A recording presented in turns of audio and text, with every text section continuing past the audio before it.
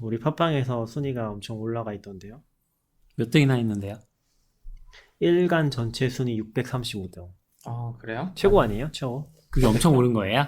원래 천등 바뀌었잖아. 항상 천등 바뀌었고, 아. 그러니까 이게 팟빵의 순위 집계가 좀 이상하더라고요. 그게 적당하게 뭔가 집계 방법을 쓰는 게 아니라 정말로 1일 단위로 하는 것 같았어요.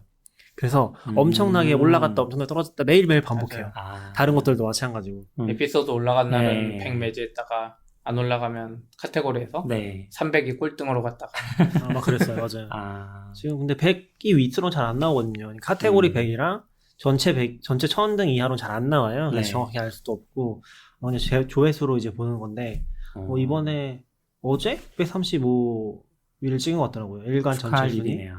축하할 일인지는 모르겠지만. 좋죠. 순위 올라가면 좋죠. 아무튼 그게 정확하지 않아서 이게 의미 있는 수치인지는 잘 모르겠어요. 팟빵으로 많이 들어주세요. 많이 들어주세요. 그 팟빵에서 백일상 마망슈에트님이 100원 후원해 주셨어요. 와, 고맙습니다. 감사합니다. 감사합니다. 세 번째 아닌가요? 예전에도 후원해 네, 주신 거죠? 이제 후원해 주셨네요. 그리고 저 이제 팟빵에는 팟빵으로 들으면 좋은 게 통계가 자세하게 나와서 청취자가 진짜 몇 시간 들었는지 그 사람 닉네임까지 나오거든요. 좀 안 좋은 거 그거 아니에요? 안 좋은 것 같은데? 뭐 좋다고 생각할 수도 있고 아무튼 근데 아. 거기서 백일상 마망슈에트님이 탑 10 안에 들어가시더라고요. 와, 그렇구나. 1등 하신 분이 24시간인가 그래요. 청취 시간이. 우리 방송이 24시간이세요? 모르겠어요. 들은 건 또 들었는데 근데 그분이 삭제된 계정이라고 나오더라고요. 이제. 아, 그래서 이거 보면서 좀 느낀 게 우리도 요즘 그 아이돌 팬덤이 하는 것처럼 스밍 이런 걸 좀 해야 되겠어요. 그게 뭐예요? 스밍? 스밍? 모르시네. 스트리밍을 그냥 네. 틀어놔요. 자기가 좋아하는 가수의 순위를 올리기 위해서 24시간 그 노래만 안 들으면서도 네. 그냥 틀어놔요. 스밍을 하고 그거 인증하는 게 유행이더라고요. 이 순위가 그럼 혹시 듣는 시간도 들어가나? 있을 수도 있죠. 네, 일간이긴 한데 일간이라 좀 튀긴 하는데 시간이 들어가면 누군가 많이 들어서 올라갔을 수 있을 것 같아요. 어쩌면. 그러니까 그래서 그래서 우리도 스밍 해놔요. 집에 가면 24시간 이렇게 회사에서 일할 때 항상 팟빵으로? 항상. 와, 그렇군요. 그런 게 있었습니다. 네.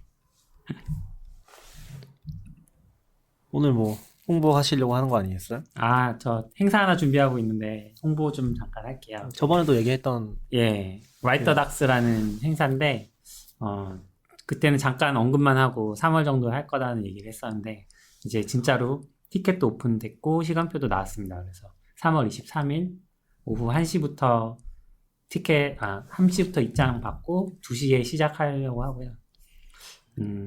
괜찮은 연사분들을 많이 섭외를 했어요. 뭐 자바 쪽에서 유명하신 뭐 이동욱님이라든지 그리고 이쪽 오픈소스 쪽에서 유명하신 변정훈님이나 그리고 뭐 또 최근에 라인 디벨로퍼스 릴레이션 뭐 맞아요. 그런 역할로 지금 활동하고 계시는 홍현희님이나 뭐 이런 식으로 좀 유명한 분들이고 또 알찬 분들 많이 섭외를 했으니까 네, 김대원님도 섭외했어요. 건가요? 그래서 그분은 뭐 하시는 분이지? 네. 네, 꼭 오셔서 좀 많이 참가해서 좀 문서화에 대해서 이야기 많이 하면 좋을 것 같고요. 이번에 주제가 크게 어떻게 되는 거예요? 이번에 주제는 테크니컬 라이팅이랑 그 다음에 라이팅 테크니션? 네? 그러니까 약간 이게 앞뒤만 바꾼 예, 거 아니에요? 앞뒤만 바꾼 그런 느낌인데, 그러니까 사실은 이제 한쪽은 블로깅 하시는 분들, 그러니까 테크니컬 블로깅 하시는 분들이 한쪽에 계시고요. 또 다른 부류는 이제 테크니컬 라이터로서의 역할 이런 것들 얘기해 주실 거예요. 이렇게 몇 명이나 들어가요? 마루 180인데 티켓은 한 150개 정도 준비할 예정입니다. 얼마인가요? 제일 중요한 5,000원이요.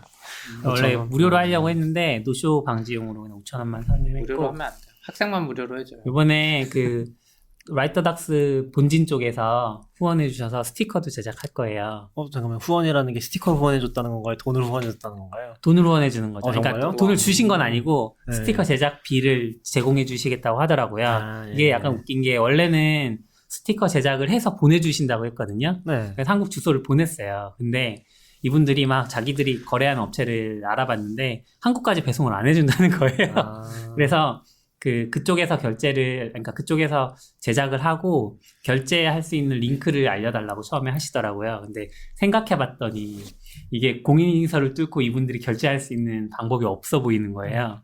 우리나라 대부분 중소업체들도 다 공인인증서 필요하니까. 그래서 어떻게 할까 고민을 하다가 이분이 다시 연락을 주셨어요. 그래서 그러면 자기들이 일회용으로 사용할 수 있는 카드 번호 만들어서 줄 테니까 그걸로 결제해 볼래? 그래서 이제 알았다고 하고 이제 요번 주에 제작 맡기면서 그분한테 요청하려고 하고. 저 요번에 하는 곳이 미성 출력인가? 한국 업체거든요. 근데 한번 해보고 거기가 도톰하기로는 엄청 괜찮다고 하더라고요. 그래서 한번 해보고 괜찮으면 거기 쓰셔도 될 것 같아요. 그렇겠네. 아무튼 라이터닥스 서울 미덕 2019년 첫 번째인데 아마 이후로도 좀 저희가 잡으려는 주제들이 있어요. 스포성이긴 하지만 이메일 작성하기에 대해서 또 한번 뭐 여름이나 아니면 후반기에 해볼 생각도 있고 하니까 이번에 첫 번째 미덕 많이 참여해 주시면 좋겠습니다. 많이 흥하시기를. 네. 네. 오세요 두 분도. 대건님은 어차피 발표하시니까 올 거고 저는 못 가요. 스피님 못 오세요? 네, 저도. 해봐야죠. 토요일이니까. 네.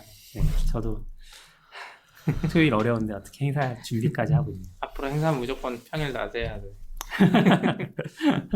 네, 그렇습니다. 그리고 이건 이제 너굴님이 테라폼 0.12 버전 출시한 거 글 적어주셨잖아요. 네, 요건 이제 쓸 수 있는 건가요? 네 사용해 볼 수 있어요. 아 이거 설치하면서 좀 헤맸는데 일단 테라폼 0.10이라고 읽어야 돼요? 0.12라고 읽어야 돼요? 10이죠. 12? 11에서 12 간 거잖아요.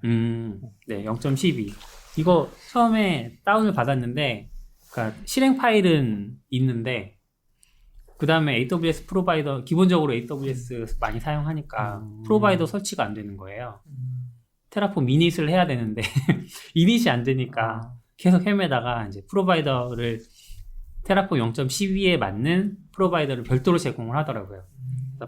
서드파티 프로바이더 설치하듯이 그렇게 설치를 해서 써야 되는데 설치하는 방법도 자세히 안 나와 있어요. 그래서 어디다가 넣으라는 거야? 막 계속 디렉토리 막 명도 틀리고 그 공식 문서에조차 디렉토리 명이 잘못되어 있는 경우가 있더라고요. 한참 찾아가지고 이제 AWS 프로바이더 설치했더니 그 다음부터는 이제 써볼 수 있게 되더라고요. 그래서 해봤는데 뭐 문법 바뀐 게 제일 크고요. HCL 문법이 좀 많이 개선이 돼서 그러니까 뭐 예전에는 따옴표 안에서 그 달러 표시하고 중괄호 쓰고 그 안에다가 이제 어떤 변수명이나 리소스명을 썼어야 되는데 그런 것들이 빠지고 그냥 변수명, 리소스명 이렇게 참조할 수 있어서 그런 것도 좀 편하고 네 좋았어요. 근데 이 테라폼 0.12는 발표를 거의 1년 전에 하지 않았어요? 6개월 전에 했더라고요. 네. 작년 6월인가? 1년 다 돼가네요. 그러니까 작년 테라폼 컨퍼런스? 맞아요. 네. 네. 아웃사이더님이 와서 우리한테 말해줬던 것 같은데 아, HC. 아, 그거 거기서 안 했을 거고요. 아마 거기서 했었나? 그 기덥에서 다음에 발표했나? 기덥 컨퍼런스인가? 네. 기덥 컨퍼런스 발표는 아무튼 그 시기였잖아요. 그때 하시콤프도 가셨다고 했었나? 네, 맞아요. 둘 다 가셨어요. 네. 아무튼 거기서 발표했다 그랬어요. 기덥 유니버스인가? 0.12가 그때 발표했던 건가? 네, 그때 그건 모르겠는데 그때 그것보다 조금 전에 트위터에서 말은 이야기하면서 맞네. 그 전에 말했네. 맞아요. 시점은 블로그 잘 막 모르겠어요. 올라오고 아, 맞아요. 그때 대건님이 한번 발표도 하셨잖아요. 아, 그렇네. 그러면 거의 6개월이 아니라 지금 네, 기억나는 1년 거는 돼가겠네. 저희가 작년에 그거 했었잖아요. 하시코프에 스터디. 서울 미덥을 했었잖아요. 아, 네. 서울 미덥을 했었고 이제 그 서울 미덥에 소모임이 따로 있었거든요. 지금은 안 하고 있지만 그쵸. 그래서 소모임으로 이제 한 10명 정도 모여서 했었는데 음. 그때 0.12가 공개 처음 돼서 공개가 아니라 이제 프리뷰 기사가 블로그에 올라오기 시작해서 6개인가 올라왔었어요. 쭉 이제 한 주씩 공개를 해서 그쵸. 그거 정리해서 한번 이제 소개를 했었거든요. 근데 그때는 이제 아예 사용을 할 수가 없었어요. 그러니까 코드도 없었고 샘플 코드만 존재하는 맞아요. 상황이었죠. 그냥 기획 단계에서 기획이라고 해야 되나? 아무튼 준비 단계였던 것 같고요. 그래서 블로그에 있는 글을 보면서 실제로 해볼 수 있는 게 없었어요. 그래서 그때 이제 프리뷰라고 해가지고 블로그에 시리즈로 공개를 했었고 저도 이제 한번 혹시 빌드가 되나 개발 중인 게 있어서 해보려고 했었는데 그때 0.12 브랜치가 있긴 했는데 네. 고로 뭔가 빌드 하려고 하면 다 깨진 상황이었거든요. 그래서 빌드 자체를 할 수가 없었어요. 네. 그리고 개발 상황도 어떻게 진행이 된 건 잘 모르겠던 것 같았어요. 그러니까 뭔가 공개적으로 막 일반적으로 하는 방식으로 진행하는 게 아니라 네. 0.1로 별도로 진행하는 느낌이었고 네, 그런 상황이었던 것 같아요. 그때 마지막으로 기억하고 있고. 근데 이제 하도 이제 오랫동안 얘기가 없으니까 그냥 뭐 안 나오나 보다. 근데 왜 이 정도 대격변 겪으면 1.0 가도 될 텐데 왜 0.12로 갔을지 잘 모르겠어요. 어디 보자. 이렇게 하는 애들이 몇 개 더 있었는데 다커가 그랬나? 0. 몇 버전에서 위로 안 올라가는 애들이 몇 명 있어, 유명한 애들이. 루비가 좀 그런 성향이긴 하죠. 그래요? 이제 루비는 앞에 메이저가 올라가잖아요. 0. 몇에서 진짜 오래 버티는 애 있는데 테라폼 말고도. 리액트도 0.14까지 갔잖아요. 네. 0.14에서 15로 갔을걸요? 아, 그래요? 네, 그리고 또 아 맞아요. 리액트가 그랬어요. 요즘 트렌드인가 봐. 아, 그랬구나. 맞아. 맞아. 오히려 그게 메이저 릴리즈랑 기분일 수도 있어요. 1.0을 함부로 올릴 수 없다. 뭐 이런 건가요? 대표적으로 윈도우도 있잖아요. 3.1에서 98, 95. 네? 그건 잘못된 이해. 걔들은 적어도 1, 2, 3, 4 했잖아. 소수점은 아니잖아. 잘못된 이해. 그러면 더 이상한 버전도 있었는데 그 레이텍 버전 알고 있어요? 아니요? 레이텍 버전은 그 파이 숫자로 올라가요. 파이 숫자로? 3 다음 버전이 3.1이고요. 네. 3.1 다음 버전 3.14고요. 네. 3.14 다음 버전이 뭐죠? 3.14, 1, 5, 9, 1이겠죠, 그러면? 네. 아, 그런 뭔가 식으로. 이상한데. 네. 그 그래서- 도널드 쿠누스 아저씨가 만든 거죠. 그쵸. 근데 이상한 이게 아저씨야. 버전을 봤을 때 굉장히 합리적이잖아요. 왜요? 숫자가 계속 커지잖아요. 아, 커지니까. 그 레이텍도 그렇고 그 비슷한 거 만든 거 다 그랬던 것 같아요. 레이텍이랑 또 뭔가 하나가 있었는데 전이 폰트 만드는 툴 하나 있었잖아요. 만드는 툴? 네, 잘 모르겠네요. 좀 버전이 약간 좀 이상해. 메타 폰트 맞아. 메타 폰트도 그런 식으로 올라갔던 그것도 것 같아요. 도널드 쿠누스 아저씨가 만든 거잖아요. 네, 그러니까 메타 폰트도 버전이 그 얘는 아저씨 만드신 게 다 2였나? 이상하네. 2로 올라가고 자연상수 2로. 자연상수 2? 예. 그래서 지금 버전이 2.718 2818이에요. 아. 네. 이거 이제 트위터 찾아보니까 네. 하시코프가 2018년 7월 3일에 트윗에 그러니까. 테라폼 0.12가 이번 여름에 커밍이라고 써놨고 그래요? 지금 번역을 잘못한 건지 모르겠는데 아무튼 그렇게 돼 있어요. 테라폼 0.12 is coming later this summer.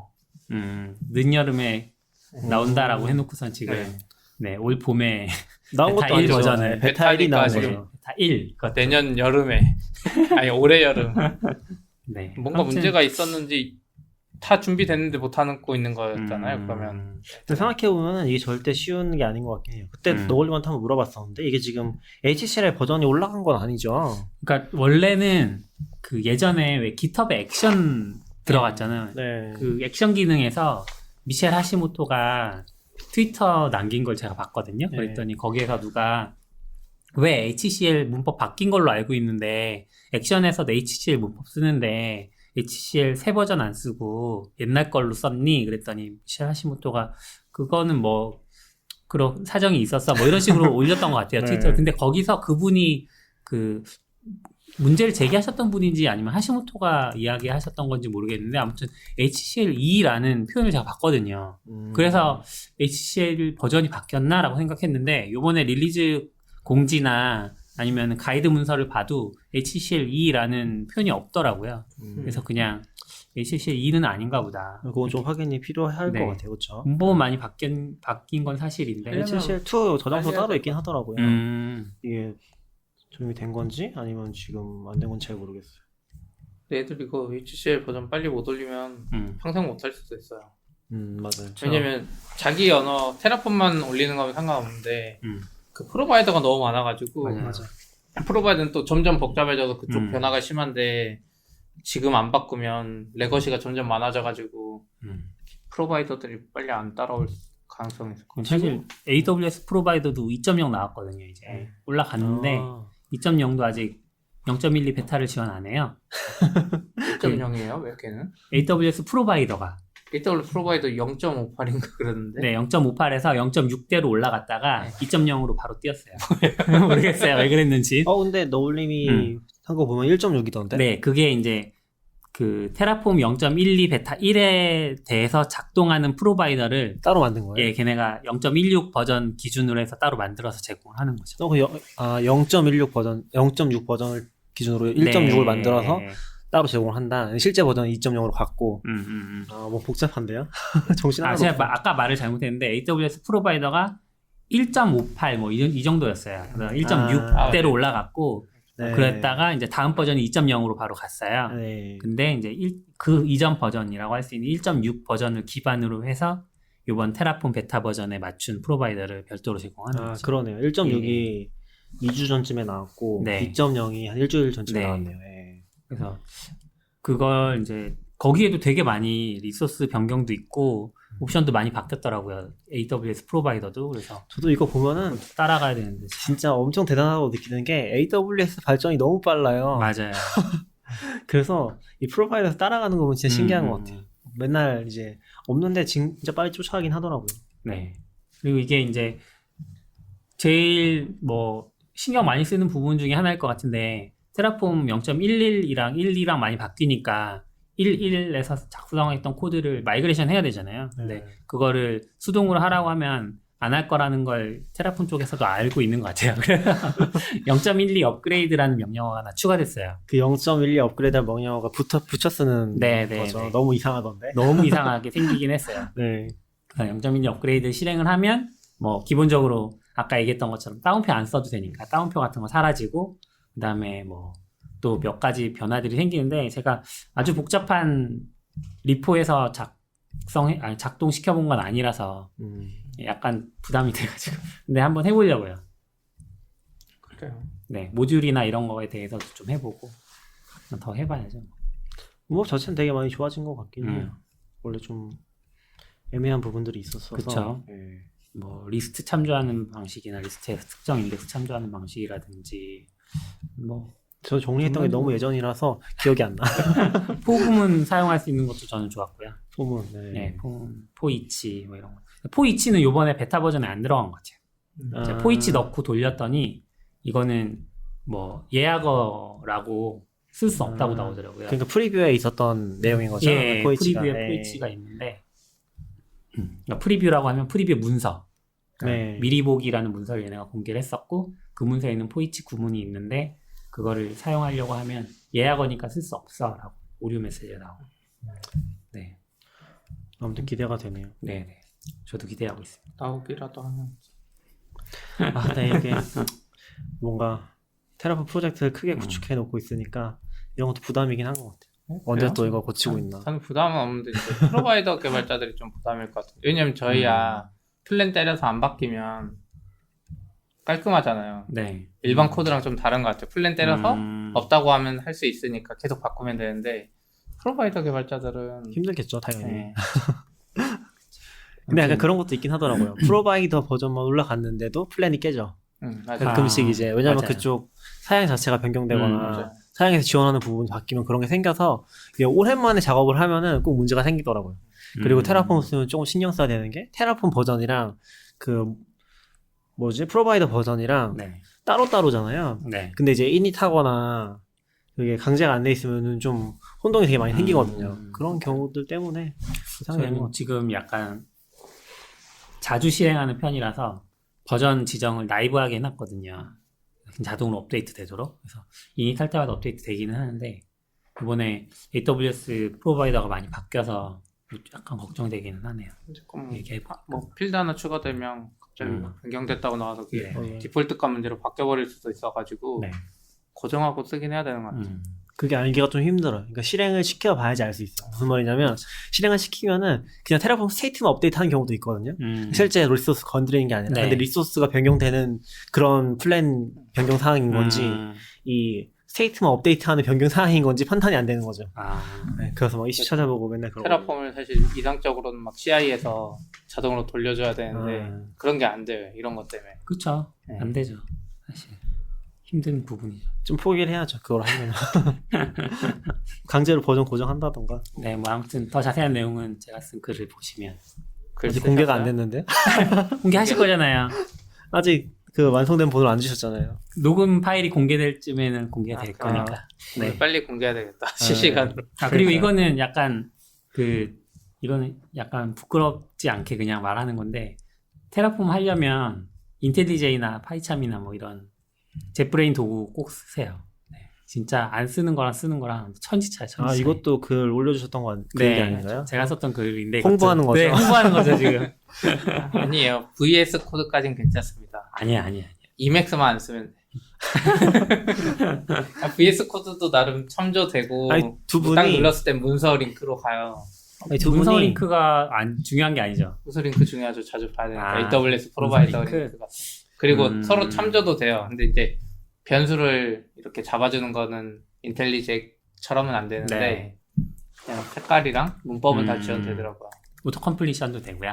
오토 컴플리케이션은 안 되고 아. 그냥 약간 이 리소스를 누가 참조하고 몇 군데서 네, 참조하고 네, 있는지 네. 이 정도?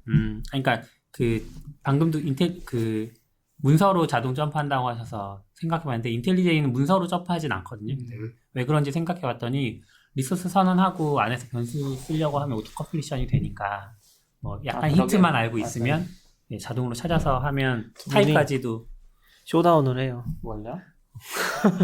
각자 이제 굳이 쓰는 그럴 필요는 거를 없어요. 유튜브에 딱 올려서 공동 전선은 형성됐어요. 이맥스는 안 좋대. 애초에 약간 달라요. 서로 가는 방향이 다른데 그쵸. 이맥스는 혼자 다 하려고 하니까 음. 이맥스 도메인도 뺏겼다면서요.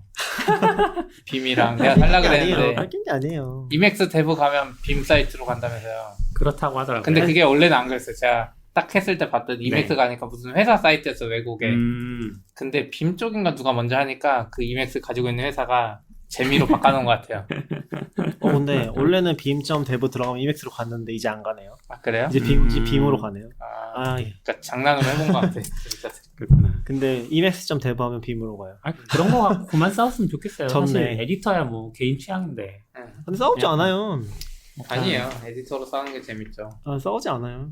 서로 저 약간 별로 그거 보면서 조금 복잡 미묘한 생각이 들었는데 어떤 거요? 원래 뭐 예를 들면 탕수육 가지고 찍먹이냐 부먹이냐 뭐 이런 얘기들도 하고 뭐 아이스 아메리카노를 마시냐 뜨거운 아메리카노를 마시냐 이런 걸 얘기를 하는데 이제 어떤 분이 트위터에 재미 삼아서 IS 그 MBTI처럼 한국판 MBTI. 네, 한국판 MBTI라고 네 가지를 올리셨어요. 근데 뭐 그것까지는 그렇다 쳐. 근데 거기에 대해서 개발자 버전을 누가 만드신 거예요. 아 그래요? 네, 개발자 버전으로 만드셨는데 전 거기서부터는 약간 종교전쟁 필이 느껴지는 것 같아요.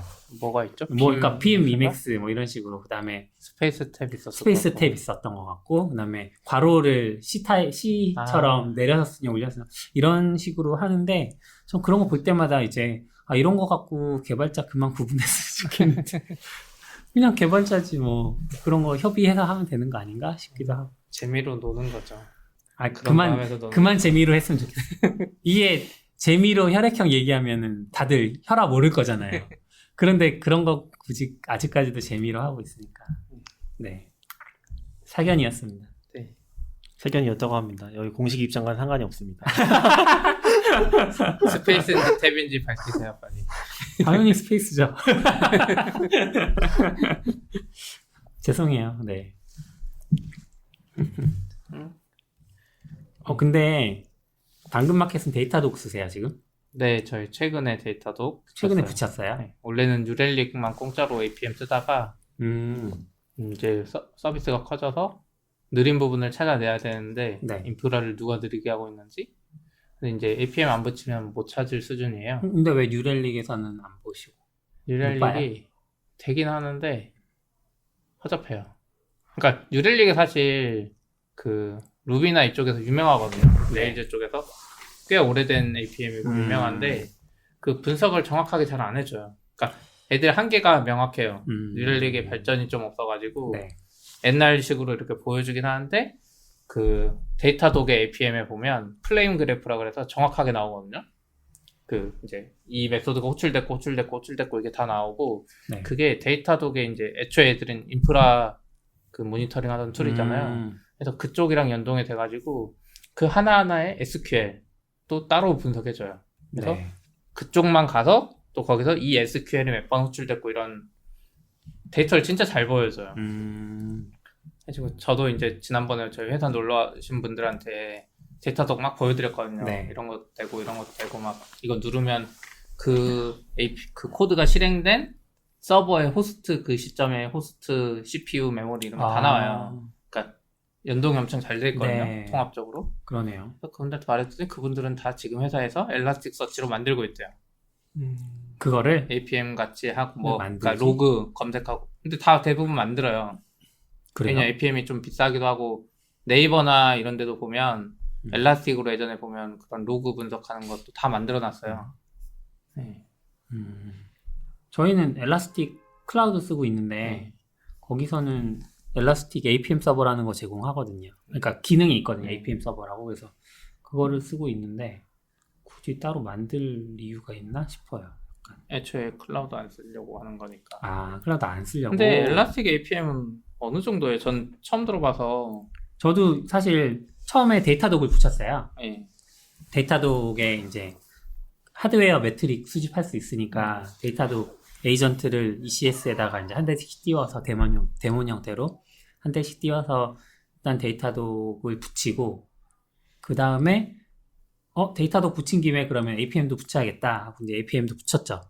근데 저희 작업하시는 분 중에 동료분이 우리 엘라스틱 클라우드 쓰니까 데이터독 쓰면 데이터독에서 별도로 쓰는 만큼 지금 종량제로 저희가 계약을 했나 봐요. 그래서 쓰는 만큼 요금이 나가는데 엘라스틱 클라우드에 APM 기능이 있는데 얘 쓰면 그 돈 안 내도 된다. 그리고 APM이 꽤 괜찮은 것 같다. 이런 얘기를 해주셔서 그래요? 하고 이제 봤죠. 봤더니 붙이는 게 어려워 보이진 않았어요. 그래서 시도를 했는데 처음에 약간 삽질을 했던 게 데이터독 APM을 쓸 거야 라고 하면 걔네가 어디로 보내줘 라고 엔드포인트를 하나 주잖아요. 그럼 그거 엔드포인트에 내 아이디랑 비밀번호 넣고 혹은 이제 계정 시크릿 정보 넣고 호출만 그러니까 매트릭을 보내기만 하면 되는데 엘라스틱 클라우드에서 약간 당했던 건 엘라스틱 클라우드 자체에 APM 서버가 없어요. APM 매트릭을 받아주는 서버가 없어요. APM 서버를 우리가 올려야 돼요. 그래서 이제 그거를 엘라스틱 클라우드에 또 띄워야 되겠네요. 그러면 연결을 해야 되는 받아주면? 거죠. 그러니까 그래서 우리가 이제 APM 서버를 띄워놓고 그 서버랑 엘라스틱 클라우드랑 일단 연결이 잘 되는지 확인을 하고 그 다음에 우리가 띄워놓은 APM 서버랑 우리 애플리케이션이랑 또 잘 연동이 되는지 확인하고 이런 과정을 거쳐야 되더라고요. 그럼 APM을 쓰시면 지금 파이썬 어플리케이션에 붙이신 거죠? 네. 그럼 분석은 잘 돼요? 분석은 뭐 보면 쿼리 같은 거 나오고 뭐 타임 얼마나 나오고 뭐 보통 그러니까 평균 리퀘스트 타임이랑 95%, 99% 요거 세 가지 일단 지금 기본으로 여기 나오거든요. 저도 홈페이지에 보니까 일반적으로 나오는 리스폰스 타임이랑 분당 리퀘스트 수랑 이런 기본이죠. 네. 그리고 이제 방금 말한 대로 95%랑 음. 평균이 나오고 그 다음에 이제 제일 중요한 거 APM은 사실 그 플레인 그래프 같은 거거든요. 특정 메소드가 실행됐을 때 뭐가 실행되고 뭐가 실행돼서 네네. 그 중에 병목이 어디 있는지 그런 것도 플레인 그래프처럼 보여요. 이런 것처럼. 맞아요. 그건 네네. 이제 지금 단순한데 지금 예제 같은 경우 보면 캐시 서버도 타고 뭐 DB도 맞아요. 갔다 예. 왔다가 뭐 이런 것들이 여기 다 나오는데 이런 거는 좀 괜찮아 보였어요. 근데 이제 엘라스틱은 좀 심플한 것 같고 제가 봤을 때 그 대신 네. 검색 기능이 좀 많이 APM 쪽에서 검색을 할 수 있는데 아직 뭐 그렇게 문제가 됐던 적이 없어서 그쵸. 예, 그래서 일단은 그냥 안 쓰고 있긴 해요. 그리고 이제 APM 저도 데이터독이랑 해서 쓰다 보니까 네. APM에서 제일 중요한 것 중 하나 이제 알림 이런 거거든요. 근데 알림이 데이터독이 좀 좋은 게 네. 와치독이라고 붙어 있는 게 있는데 그냥 봐서 이상하다 싶으면 알려줘요. 그러니까 약간 분석을 하는 거죠 자기가. 그쵸. 그러니까 우리가 뻔히 아는 거 있잖아요. 너 이 시간 동안 리스폰스 타임이 평소보다 느려졌어. 그럼 알려주거든요. 특정 메소드별로. 근데 그 민감도가 너무 높으면 좀 피곤하지 않아요? 그렇게 높은 정도는 아니에요. 아, 그리고 그게 그건 알림이 아니에요. 오는 거 아니고 우선 대시보드에 표시해줘요. 기본은. 저희는 알림 안 받았는데. 그래서 나중에 보니까 딱 장애난 시점에만 와치독이 잘 나와요. 그래서 이게 뭐가 좋냐면 이제 인프라 개발자들은 잘 모르는데 서버 개발자가 뭔가 잘못 추가해가지고 네. 쿼리가 두 배씩 더블로 나가고 있다고 생각해봐요. 특정 배포 이후에. 그럼 애가 이거 잡아줘요. 너 이 쿼리에 리퀘스트가 이 시점부터 2배가 증가했네? 알려줘요. 그러면 이제 찾아낼 수 있는 거죠. 네. APM에 좋네요. 들어가면 야 이게 2번 호출됐구나 이런 거를. 그러니까 옛날 뉴렐릭 같은 이런 애들은 이제 내가 알림을 다 걸어야 돼요. 그렇죠. 이 세상의 모든 알림을 내가 다 찾아내서 걸어야 돼요. 그래서 장애 나면 후조치로 알림을 거는데 데이터독의 와치독의 이 장점은 이건 것 같아요. 그게 CPU부터 해서 다 잡아가지고 얘가 근데 이제 여기 엘라스틱 APM도 보면 설명에 머신러닝을 이용한 반응 시간 탐색 뭐 이런 게 있는데 네. 얘는 약간 그건 아니더라고요. 기본으로는 없는 것 같아요. 아 그래요? 저 이제 붙였잖아요. 붙였으면 기본적으로 작동하는 그런 게 있으면은 한 번이라도 알람이 와야 되는데 그런 건 아직 없고. 아 얘는 알람은 아니고 네. 그냥 분석해보니까 이 다음에 리퀘스트가 늘어날 것 같다 뭐 이 정도인 것 같아요. 아. 그러니까 와치독 그 데이터독의 정도는 안 써봐서 와치독은 모르겠네. 아닌 것 같고 뉴랄릭 쪽은 보면은 사실 예전에 한참 잘 쓸 때 그게 한 5년 6년 전이잖아요 사실 그 유명했던 그 네. 시기가. 근데 그 이후로 크게 발전했다는 느낌은 없는 것 같긴 해요. 음. 오히려 나중에 원래 APM으로 유명했고 나중에 인프라스트럭처라고 맞아요. 거꾸로잖아요. 보통은 이제 데이터도 같은 경우는 인프라스트럭처 지원하고서 APM 지원하고 이렇게 갔는데 네. 방향이 뉴랄릭은 이제 거꾸로 APM만 지원하다가 인프라스트럭처 지원하고 그런 식으로 좀 발전했던 것 같은데 사실 전체적인 구조는 되게 옛날 스타일이거든요. 결제 방식도 되게 좀 올드한 부분이 있었던 걸로 기억하긴 해요. 왜요? 결제는 그냥 결제 똑같은데 계산 방식. 계산 방식 클라우드 계산 방식이 좀 이상해요. 네. EC2 가격이 뭐 서버 한 대당 뭐 이상해요. 아무튼. 그 VCPU랑 막 계산해서 네. 계산 답이 나와요. 아. 그러니까 우리가 데이터도 같은 거는 다 대당으로 들어가잖아요. 네. 그런 대당이 아니라 VCPU가 높으면은 더 많이 내야 돼. 그래서 EC2에 X4 라지를 한 대 쓰나 네. T1 스몰을 열 몇 대 쓰나 네. 같은 급으로 먹여요. 인스턴스 비싼 거 쓰면 너 돈 더 내. 한 대 써도. 아. 약간 이상해요. 맞아요. 그래서 그러네요. 컨셉 자체가 조금 달라요. 그래서 사실 지금 기준으로 보면 데이터독 같은 게 훨씬 깔끔하긴 해요. 뭐 엄청 차이 나지 않으면 오히려 더 싸요. 대부분의 시나리오에서는 더 싸긴 쌀 거예요. 가격이. 데이터독은 또 시간 단위로 측정 들어가잖아요. 우선 측정은 아. 서버 몇 대 쓰는지 네네. 시간 단위로 들어가고. 데이터독 화면을 제가 마지막으로 본 게 한 1년 전인 것 같은데 아 그래요? 그 화면 아직도 그 디자인이 약간 그 구리죠. 그 네. 90년대 그래요? 센스 그런 느낌이 있나요? 근데 저는 쓰면 쓸수록 데이터독 화면이 제일 좋던데. 그래요? 제가 써봤던 APM 중에는 그러니까 이게 복잡한 게 많잖아요. 자, 생각나는 게 보여드릴까? 네. 복잡한 게 많아요. 왜냐면 인프라도 섞여 있고 심지어 얘는 이제 로그도 섞이거든요. 네. 그래서 로그도 전송해 놓으면 이 APM에 막 통합이 돼요. 음. 그러다 보니까 너무 많아가지고 어쩔 수 없어. 이 UI밖에. 복잡해질 수밖에 없는. 아니 근데 하다못해서 예전에는 그 폰트조차 코믹산스 같은 거 쓰고 막 그랬거든요. 지금도 그래요. 지금도 그래요. 네. 그런 거 저는 폰트 같은 거 신경 안 써서. 아니 그러니까 ACP님은 항상 그 굴림체 같은 걸로 발표하시죠. 지금 이거잖아요. 데이터독이. 네. 그래서 지금 제일 많이 호출되는 메소드를 누르면 레이턴시랑 토탈은 똑같고 애들 레이턴시가 75%, 90%, 99, 맥스까지 있거든요. 그리고 이게 어느 뭐 SQL에 어떤 게 있는지 네. 그러니까 점유율이 나오고 에러도 잡히고 이 핵심이 뭐냐면 여기 또 서머리가 나와요. 또 내가 일일이 다 안 봐도 되게 뭐가 일반적으로 어느 부분에서 가장 평균적으로 많이 그리고 잡아먹고 여기 있는지. 트레이스가 이거예요. 퍼센트 95% 안에 100ms 안에 있는 게 어느 정도 비율로 분포하는지 네. 그러니까 얘가 트레이스 평균적으로 여기도 느린지 있는데. 일반적으로 하나만 튀는지 나오고 이게 제일 좋죠. 이제 플레임 그래프 리퀘스트 하나하나에 대해서 이렇게 그래프가 나오는데 이걸 누르면 이렇게 세부하게 나와요. 이 막대 하나하나가 지금 캐시랑 뭐 DB랑 이런 거 저런 게 다 나와요. 그래서 여기 확대하면은 이렇게 확대가 쭉쭉 됩니다. 와. 그래서 레디스를 누르면 이게 레디스 키 이름이 뭔지 와. 해서 이거 수준이 좋네요. 좀 달라요. 그리고 여기 SQL도 누르면 SQL 나오는데 여기서 호스트를 누르잖아요. 그럼 얘가 실행된 네. 서버의 매트릭이 잡혀요. 이건 지금 안 잡혀요. 그리고 저희 이제 로그 통합을 안 했는데 그 어플리케이션 로그까지 통합하면 네. 어플리케이션 로그까지 통합이 돼요. APM 안에. 이 로그가 찍히고 이 에러가 났고 이 실행을 했고 네, 그런 거 볼 수 데이터독이 있죠. 그 시점에 로고 같은 좋네요. 것들. 약간 끝판왕 느낌이에요. 네. 약간 삽질했던 거 하나 있었죠. 뭐요? 저 도입하면서 몇 번 당했었는데 네. 저게 이제 데이터독이 APM이니까 APM에서 레일즈 쪽에 저희는 이제 루비 온 레일즈 쓰고 있는데 레일즈 쪽에 리퀘스트를 분석하는 거잖아요. 네. 그걸 가져갈 때 뭔가 이제 함수가 호출되는 부분에서 뭐 훅 같은 걸 걸어서 그렇죠. 호출하는 식으로 돼 있어요. 음. 저희가 최근에 도입하려고 보고 있었던 라이브러리 중에 하나가 이제 JB라는 게 있거든요. 그게 루비에서는 제이선 응답 만들 때 JBuilder라는 걸 많이 써요. 네. 근데 그게 좀 느리거든요. JB라는 걸 음. 누가 만들었어요. 훨씬 빠르다고. 네. 5배, 6배 더 빠르다고. 음. 그래서 그런 거 잠깐 쓰려고 했는데 그게 뭐 지금 액티브가 개발되고 있거나 그런 상태는 아니에요. 네. 근데 좀 실험적으로 써보려고 했는데 음. 그것도 이 뭔가 응답을 만들 때 훅 같은 게 걸려 있는 것 같아요. 그러니까 뭔가 가로채는 방식으로 하는 네, 거죠. 가로채는 거죠. 그래서 데이터독이 가로채다가 갑자기 JB를 호출하고 JB가 호출되고 JB가 호출되다 다시 데이터독을 호출하는 거예요.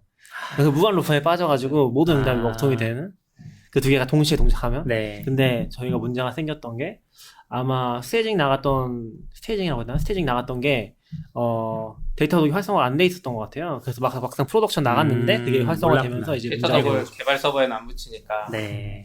그런 붙여야죠. 식으로 동작하는 거죠. 붙일 이유가 없어서. 아니, 그러니까 뭐 스테이징에는 붙일 텐데 아마 네. 개발 서버에 안 붙였던 개발 그런 서버에는 식으로 안 된 붙여서. 거죠. 네. 아이고.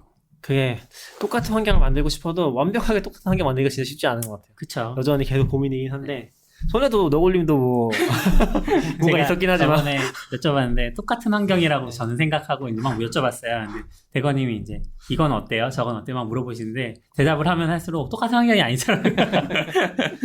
리전만 같아. 네, 뭐 인스턴스 타입도 다르고 그러게. 오로라 DB 한쪽은 오로라 DB 쓰고 한쪽은 그냥 DB 인스턴스 쓰고 막 이러다 보니까 다르더라고요. 그래서 반성을 했죠. 저는 이거 쓰는 분들은 데이터독 쓰면 좋은 것 같아요. 음. 데이터독에 노트북 기능도 있거든요. 음. 이게 그 뭐라 그러죠? 주피터 같은 거예요. 네. 아. 주피터 같은 건데 인프라예요. 그래서 이렇게 글을 쓰고 여기 이렇게 연동이 돼요. 그래프가. 저건 진짜 좋네요. 그래프를 여기다 이렇게 하고 내가 이걸 계산해서 이쪽에서 뭐가 개선됐고 이거를 출력은 안 돼요. 아. 익스포트는 안 되고 여기서 네, 같이 봐야 되는데 인포트만. 이거 할 때 좀 좋긴 하더라고요. 좋네요. 와치독도 지금 그래서 돈만 되면 쓰는 사실 엄청 비싸진 않아요. 저희 이제 서버비가 많이 들어갈수록 상대적으로 이 비용이 싸지더라고요. 예전에 작을 때도 한번 붙였었거든요. 사실 데이터독을. 네. 근데 그때는 서버 한 5대도 안 쓸 때라서 너무 비싸다고 생각했는데 그럴 수 있죠. 지금은 이게 더 싸요. 데이터독이. 지금은 문제를 찾으려고 하면은 다른 방식으로 찾는 것보다 데이터 붙여서 찾는 게 더 싼 거죠. 아. 네. 왜냐면 너무 복잡하고 네. 서버가 뭐 50대씩 이제 늘어나고 있으니까 계속해서 확인하기가 그리고 힘든 것 같아요. 그 컨테이너 쓰려면 데이터독 쓸 수밖에 없을 거예요. 이제 헬라틱 APM은 그 컨테이너 관리 이런 게 잘 안 되잖아요. 컨테이너에 대해서는 없잖아요. 있어요. 인프라 들어왔어요. 그게 돼요? 네, 인프라스트럭처 지금 그것도 붙였는데 이게 APM 서버가 아니고 엘라스틱의 그 메트릭 비트라는 플러그인 같은 게 있거든요. 그래서 걔를 붙여야 되는데 그거는 이제 아까 데이터독 붙일 때 제가 매트릭 수집 하드웨어 매트릭 수집하려고 데이터독 에이전트를 데몬 형태로 띄웠다고 했잖아요. 똑같은 방식으로 얘도 이제 엘라스틱 매트릭 비트 아닌 그런 컨테이너를 이제 데몬 형태로 띄웠죠 제가. 그래서 분석은 수집은 잘 되고 있어요. 네. 저희는 지금 웹서버 이거 보려고 사실 한 건데 웹서버가 지금 30대인데 그때 보니까 한 대만 빨개요. 근데 클라우드 아트에서 그게 찾기가 힘들어요. 불가능해요. 네. 사실상. 맞아. 30대가 오토스케일링 그룹에 있는데 그거의 지표를 30대 평균은 제공해 주는데 한 대 한 대 보려면 그 인스턴스 아이디를 내가 하나하나 다 입력해야 돼요. 알아야죠. 그리고 심지어 EC2 대시보드에서 모니터링 보는 게 있잖아요. 네. 선택을 하면 여러 개가 나와요. 근데 처음에 다 나오는 줄 알았는데 한 10개 선택하면 그 이상 안 드러나더라고요. 그래요? 그 그래프, 그 조그맣게 나오는 그래프 있잖아요. 그래서 30대 선택해서 보려고 했어요. 그냥 급하니까. 근데 10대밖에 안 나오는 거예요. 근데 막 이쪽 서버 막 CPU 튀고 있고 하나 튀고 저기서 튀고 막 그런 상황이었는데 그런 것도 있었고 힘들어. 힘드네요. 저희도 이제 지금 이거 설정을 제가 못했는데 컨테이너 하면 애들이 컨테이너가 따로 있어서 이 벌집 모양에 똑같이 있는데 저 벌집 하나하나에 무슨 컨테이너가 떠 있는지 실시간으로 나와요. 확대하면. 저도 지금 컨테이너별로는 안 돼 있고 그냥 이 호스트별로 되어 있기는 해요. 그래서 제가 컨테이너 작년에 하고 싶은데. 리인벤트 갔을 때 거기에 회사들이 진짜 많이 오거든요. 근데 이제 모니터링 회사가 제일 많아요. 근데 걔네들이 다 데모 보여주면서 막 부스 제일 크게 차려서 하는데 요즘엔 다 추세가 도커 컨테이너 모니터링이더라고요. 그렇군요. 다 그쪽으로 넘어가다 보니까 이렇게 인프라 모니터링도 있는데 컨테이너 모니터링을 좀 강조하더라고요.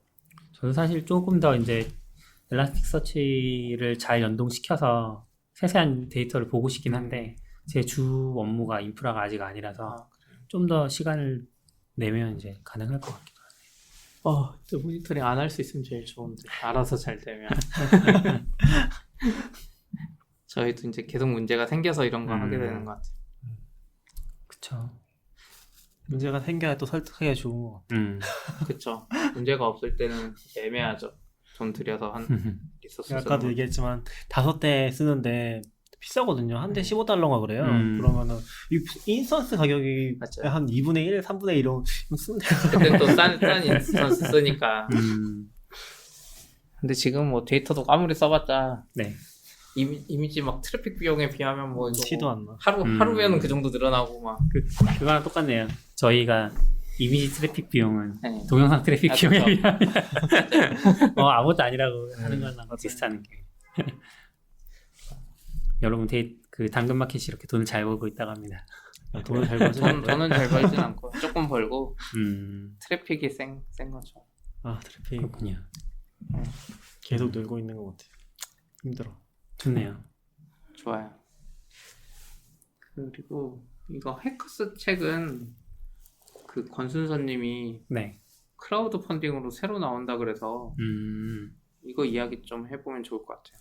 근데 저도 좀 찾아봤는데 크라우드 펀딩 링크는 뭐 아직 공개된 건 없는 것 같더라고요. 근데 딱히 할 얘기가 없는 것 같아요. 그냥 네. 지인이 알고 계시는 건가? 네. 그렇지 않을까요? 그냥 예. 뭐 소식을 듣고 전해주신 것 같아요. 소식이라서. 그러니까 크라우드 펀딩이 시작돼서 우리가 지금 들어가서 크라우드 펀딩을 할 수 있는 건 아니고 아마 조만간 열리거나 열리지 않거나 뭐 잘 모르겠지만 이게 그렇게 될 것 같아요. 해커스 네.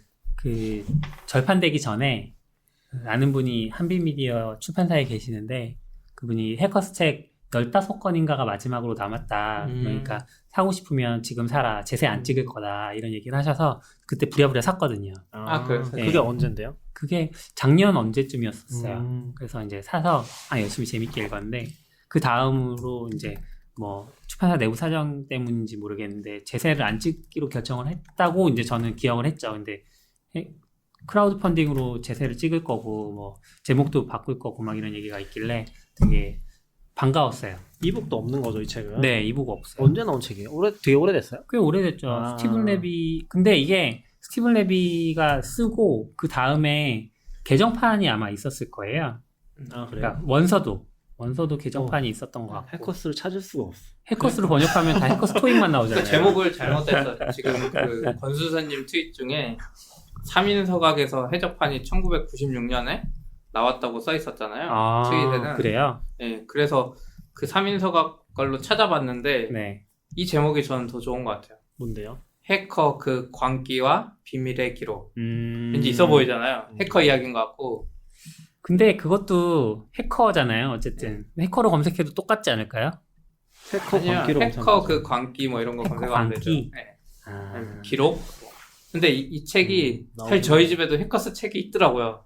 저는 한 번도 안 읽었는데 와이프가 아. 갖다 놨어요. 그래서 옛날부터 있는데 책 이렇게 서랍장에 해커스라고 써 있는 거예요. 그래갖고 와이프가 샀으니까 무슨 해커 이야기인가 보다. 네. 해커 이야기잖아요.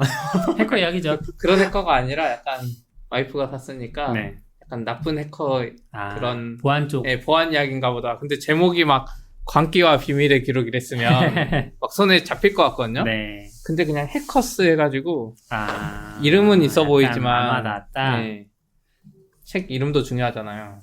그쵸, 중요하죠. 저는 해커 그 광기와 비밀의 기록이면 지금 제세 찍어도 잘 팔릴 것 같아요.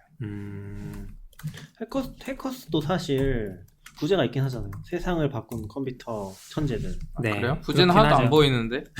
그러니까 좀 부제 약간 엄청 조그맣게 써 있어요. 뭐 그렇긴 하지만 순화시킨 거죠. 광기의 기록 뭐 이런 식에서 벌써 순화시킨 중고가 거죠. 비싸. 알라딘에서 5만 원, 5만 9천 원에 팔고 있어. 네? 정가가 25,000원인데요? 네. 네, 못 구하니까. 이런 책 되게 많아요. 사요? 그럼 알라딘에서 그렇게 팔면? 그 잘 안 사죠. 잘 안 사는데 보통 기다리는데 이제 이런 식으로 절판된 책을 되게 비싸게 올려놓는 그런. 근데 사람들이 알라딘 많아요. 중고는 알라딘이 가격 측정하는 거 아니에요. 그 알라딘 중고가 아니라 알라딘 중고 개인 판매. 자체가 하는 게 있고 셀러가 하는 게 있어요. 네. 둘 다 해요. 알라딘이. 네.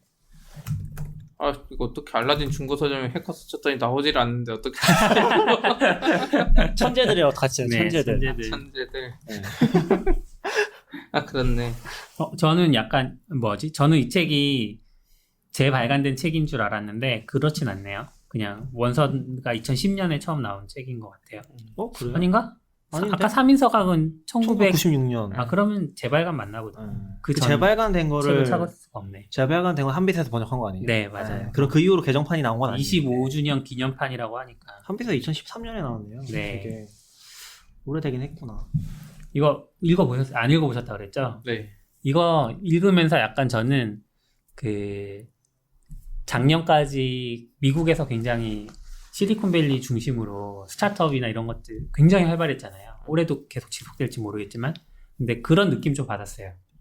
이 책이 처음에 읽어보면 비디오 게임 만드는 그러니까 프로그래머들 얘기가 나오는데 프로그래머들이 그 당시에 처음에는 뭐 콘솔에 붙어가지고 메인 프레임에 연결된 콘솔에 붙어가지고 막 코딩 하잖아요. EMX 같은 거. 네. 근데 그게 또 시간 자원을 할당 받아서 쓸 수 있는 그 제한이 있다고 뭐 이런 얘기도 있고 그런 얘기들 초기에 막 나오다가 그거 조금 지나면 컴퓨터 게임 만드는 사람들 얘기가 나와요. 근데 이게 그 분야에서 슈퍼스타가 되면 이제 약간 지분도 많이 생기고 그래서 슈퍼스타로 대접도 받고 연봉도 많이 받고 그래서 성공을 하는 거죠. 일종의 그 당시로서는 상상할 수 없는 그 성공 수준으로. 근데 그게 그런 어떤 스토리들이 계속 등장하는데 그런 것들 보면서 실리콘밸리에서 스타트업들 막 성장했다가 막 없어지기도 하고 그런 느낌들 비슷하게 좀 받았어요. 되게 재미있고 옛날에 정말 이해했지 막 이런 느낌. 여기 나온 사람들은 다 성공을 하셨겠네. 다는 아니고 그러니까 그때 성공을 했었어도 뭐 이후의 삶이 항상 행복하진 않았던 사람들도 있고 뭐 그런 거죠. 네. 그러니까 오히려 해커스라고 했을 때 처음에는 좀 진짜 해커 이야기 그런 것들 기대를 했는데 그런 건 아니고 원서 제목에 나온 게 Heroes of the Computer Revolution이라고 돼 있잖아요. 그러니까 각 컴퓨터 역사에서 보면 게임도 굉장히 큰 혁명이었던 것처럼 중간중간 뭐 OS 뭐 이런 것도 조금씩 다루면서 좀 궁금한 게 크라우드 펀딩하는 이유가 뭐 출판 뭐 판을 만든다 그러나요? 뭐 그런 것도 만들고 네. 출력하고 해야 되니까 돈 들어서 그러는 거잖아요. 많이. 그렇겠죠? 네. 근데 그냥 전자책으로 내면 안 돼요. 어차피 책 제세 안 찍을 거였으면. 많이 오해하시는 부분 중에 하나가 전자책으로 내면 제작 단가가 굉장히 내려갈 거라고 생각하시는데 사실 전자책으로 했을 때 종이책보다 제작 단가는 10% 20%밖에 안 싸져요. 그래요? 네, 왜냐하면 책을 만드는데 가장 많이 들어가는 제작비는 인건비예요. 이 편집하고 교정하고 번역하고 이쪽이 제일 많이 들어가고 사실 이 해커스 책은 번역도 끝났고 교정도 거의 끝났었기 때문에 제세를 찍을 때는 인쇄비만 내면 될 것 같긴 한데 뭐 요번에 보면 뭐 제목도 바꾼다는 얘기도 있고 그러면은 아무래도 편집자 인건비가 들어가는 거거든요. 그런 것도 있고 하니까 뭐 좀 더 고민할 부분이 있지 않을까. 뭐 새로 나온 게 전자책으로 나올 수 있잖아요. 그렇죠. 네. 새로 나오는 건 전자책으로 내실 새로 수도 나오면? 있겠죠. 네. 전자책으로 내면 그냥 평생 절판 안 되고. 네, 그럴 수 있죠. 그리고 이게 오프라인 물품이 뭐라 그러죠? 상품을 판매하는 일은 항상 재고도 생각을 해야 되잖아요. 근데 재고 보관료도 그 제작비에 포함이 되거든요, 사실은. 그것도 아주 크진 않아요. 근데 아주 잘 관리하는 출판사가 1, 2% 수준이래요. 그러니까 원가의 1, 2%가 보관료. 근데 그게 5%가 넘어가는 출판사들도 많이 있다고 하더라고요. 그러면 이제 좀 안 좋은 사이클을 탄다고. 안 팔리면 그런 거죠? 그러니까 그러니까 팔리든 좋은 안 팔리든 보관료 팔려도 그래요? 수준이 잘 팔려도 뭐 예를 들어서 한 달에 2,000권씩 나가는 책이 있는데 재고를 막 2만 권씩 쌓아놓으면 보관료가 그만큼 많이 나가는 거거든요. 어쨌든 창고라는 물리적인 공간을 차지하고 있는 거니까 조금 잘 팔리면은 신경 안 써도 되잖아요. 뭐 그렇긴 하죠. 그래도 어쨌든 아무튼. 그래서 그런 책을 만드는 건 재고라는 걸 생각해 볼 일이 없는 그쵸. 이 소프트웨어 세상에 일하다 보니까 네네 맞습니다. 그런 게 있습니다. 이 3인서각 책은 해적판이에요? 저도 그게 해적판인지 아닌지 정확히 모르겠어요. 권순서님 트윗에는 그렇게 나오는데 실제 해적판이라고 뭐 검색해서 정보가 나오진 않아요. 확실한 방법은 이제 3인서각 책을 구해서 음. 앞에 카피라이트 붙어 있는지 확인하는 거죠. 해적판 안 그래요? 붙어 있어요? 안 붙어 있. 해적판이면 자기네 그냥 써서 붙이는 거 아니에요? 해적판이어도 내가 내 카피라이트라고 쓸 수 있잖아. 뭐 할 수도 있는데 거기에 보면 뭐 등록 번호나 이런 것들이 있기 때문에 아마 안 붙인 확률이 높죠.